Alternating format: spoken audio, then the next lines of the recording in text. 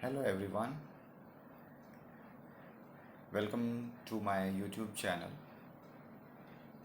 Today we are going to see the explanation for the class 10 science 2 chapter number 3 life processes in living organisms part 2.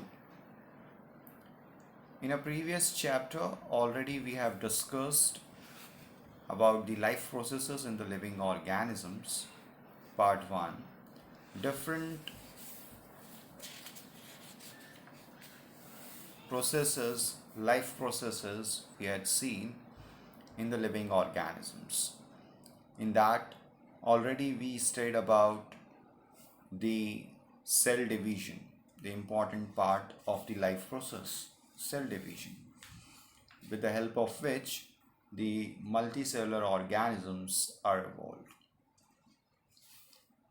Today we are going to see one more important life process without which the existence of earth is not possible. Because when we talk about the earth, on earth there are various living organisms, and the number of that organisms are increasing day by day. Some of them are increasing, some of them are decreasing. But here we are going to talk about the life process, the important life process, which is much needed for the existence of a variation on the earth. When we talk about the living organisms, they have one life process which we call as a reproduction. Reproduction is one of the most important life process because this enables living organism, or this life process enables living organism to reproduce the own species. And that own species reproduction means generating or producing the next generation. And in this particular life process, cell division is one of the most important part. Cell division already in a previous part we have studied. In this particular section we are just going to talk about the reproduction. When we talk about the reproduction,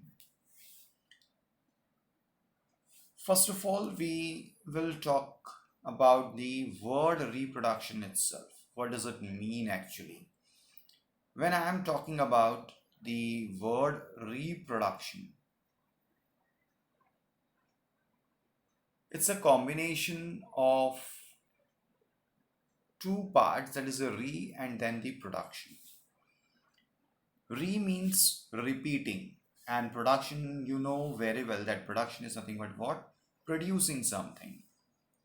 So reproduction means producing the own kind of a species for the next generation. Here they have given a definition also: formation of new organism of same species by earlier existing organism is called as reproduction. Definition for the reproduction. Again I am repeating: formation of new organisms of same species by earlier existing organism is called as reproduction. Now when we talk about this reproduction, then the reproduction brings the similar kind of a species as by the definition we know this now. Now the evolution process, which we have already said in the chapter number 1, the evolution process, in that also this particular life process plays a vital role, because this brings the evolution possible. Because after the reproduction, when the new species come or the new generation comes, sometimes some of the characters are evolved in that, or they are similar to the pre-existing species. Now when we talk about the reproduction is mainly of two types. One is a asexual reproduction and the another one is a sexual reproduction. Today we are going to see about the asexual reproduction. When we talk about this process, the asexual reproduction, in this there is no involvement of the gametes. Now the question comes, what is this gametes? Gametes are nothing but the germ cells. Germ cells are the cells in a body which take active part in the process called as the reproduction, which helps in a formation of the new species or the new organism. When we talk about the asexual reproduction, process of formation of a new organism by an organism of the same species without involvement of gametes is called as asexual reproduction. Now, in this particular section, when we talk about asexual reproduction, there is no union of the gametes. There is no union of the gametes, or there is no involvement of the gametes at all. The new organism has exactly same genetic order, because there is no union of the gametes means no fusion of the different codings or the different genetic character. So whatever the parent is having a genetic character, exactly same the next generation or the daughter cell will have the genetic order.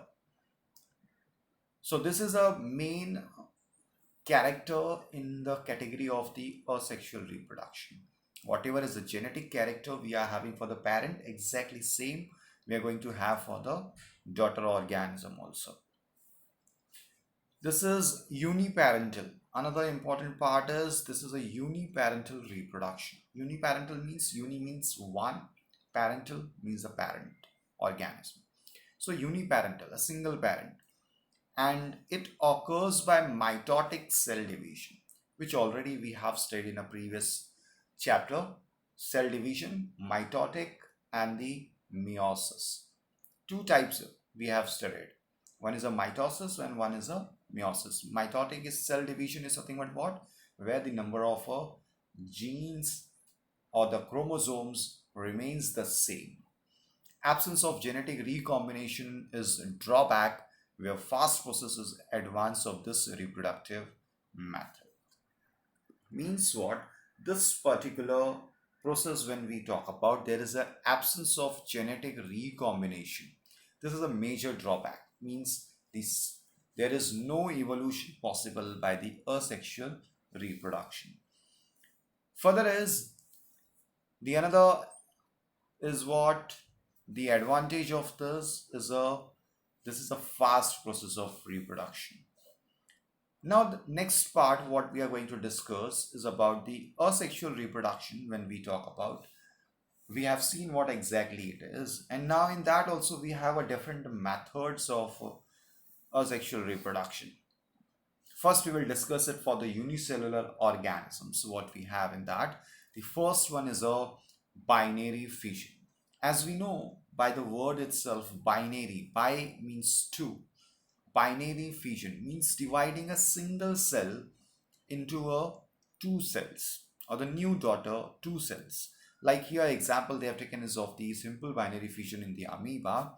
One single parent amoeba goes under the simple binary fission and gives you a two daughter amoeba.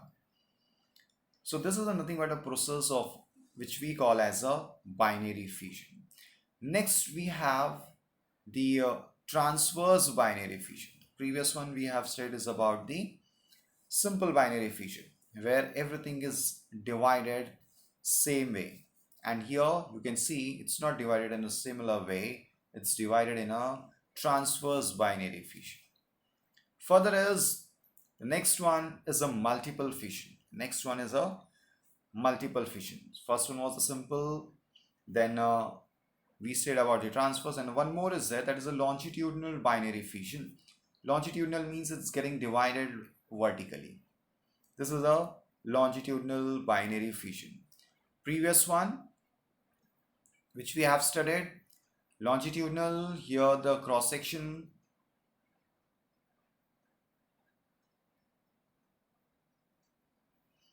here you can see the cross section, this way it's dividing, so it is a transverse. Here we are having as a simple binary fission, means any way it can divide. Further, the multiple fission. When we talk about the multiple fission, a single cell is divided into a multiple cells. A sexual reproduction by multiple fission is performed by amoeba and other similar protists. Amoeba stops the formation of pseudopodia and thereby movements whenever there is a lack of food or any other type of adverse condition. It becomes rounded and forms protective covering around plasma membrane. Such encysted amoeba or any other protist is called as cyst. Means what they are doing? They are making a round structure by protecting covering around themselves, which we call as a plasma membrane, and that particular is called as a cyst.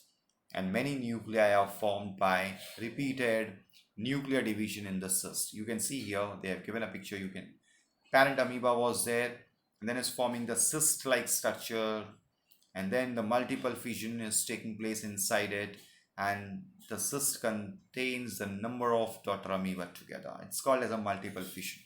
A single parent amoeba is making a large number of the daughter amoeba. Now the next asexual reproduction, which we call as a budding. Budding means what? A bud-like structure forms, and that's why the name is given to it as a budding. You can see over here the parent yeast. They have taken the example of the yeast in this case. The parent yeast, then the bulging structure at the top, slowly and slowly it contracts and divides, and then again it goes on in a similar way, and the daughter yeast is formed one after the another. So this is called as a budding. It's looking like a bud of a flower plant. That's why the name is given to it as a budding. Next one, asexual reproduction in a multicellular organism. The previous one what we have discussed was the unicellular organism. Now we are going to discuss about the multicellular organism. In that, the first one what we have to discuss is a fragmentation. When we talk about this particular asexual reproduction occurs in a multicellular organism. In this type of a reproduction, the body of a parent organism breaks up into many fragments. Means a long structure. They have taken the example of a spirogyra over here.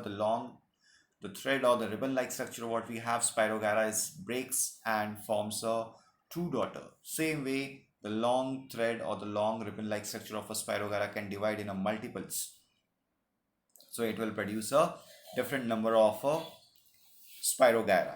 So this particular process is called as a fragmentation. The another they have given is about the regeneration. Regeneration is a process where the discarded part is regenerated, and that's why the name is given as a regeneration. When they have taken the example of the planaria over here, you can see over here, if we are dividing it in a three part, then all the three can develop the discarded part. Here they have given planaria breaks up its body into two parts, and thereafter each part regenerates the remaining part of the body, and thus two new planaria are formed. This is called as a regeneration. They can regenerate, they can regrow their body part. Next is a budding. Again they have given in the plants about the hydra. They have mentioned the another type of budding. In this you can see a bud-like structure is getting formed, and it generates the new hydra or the nascent hydra, and then afterward, once it's grow enough, it breaks and again generates on the soil. Next is a vegetative propagation. Vegetative propagation, when we talk about, It's from the part of the plant, maybe a stem, maybe leaf, maybe roots. The another plant regrows or the regenerate. You can see they have given over here reproduction in a plants with the help of a vegetative parts like a root, stem, leaf, and bud is called as a vegetative propagation. The vegetative propagation in potatoes is performed with the help of a eyes present on tuber, whereas in bryophyllum it is performed with the help of a buds present on leaf margin. Means the different plants can produce a different way. Like potatoes, they have given us the eye on the potato itself produces the next generation or the next new plant. Next one is a spore formation. When we talk about the spore formation, the last asexual type of a reproduction, spore formation in the plants, small spheres of a spores are produced. They have taken the example of a mucor over here. Fungi like a mucor have a filamentous body. They have a sporangia. Once the spores are formed, sporangia burst and spores are released. Spores germinate in a moist and a warm places, and a new fungal colony is formed. It means a small seed-like structure they are producing. The spores what we are having, this is having a spore, the small sphere or the seed-like structures present in them. And when it grows enough, it gets ruptured and the seed-like structure drops everywhere. And that produces a new colony of the mucor. So this is just part of the asexual reproduction. In the next part, we will talk about the sexual reproduction.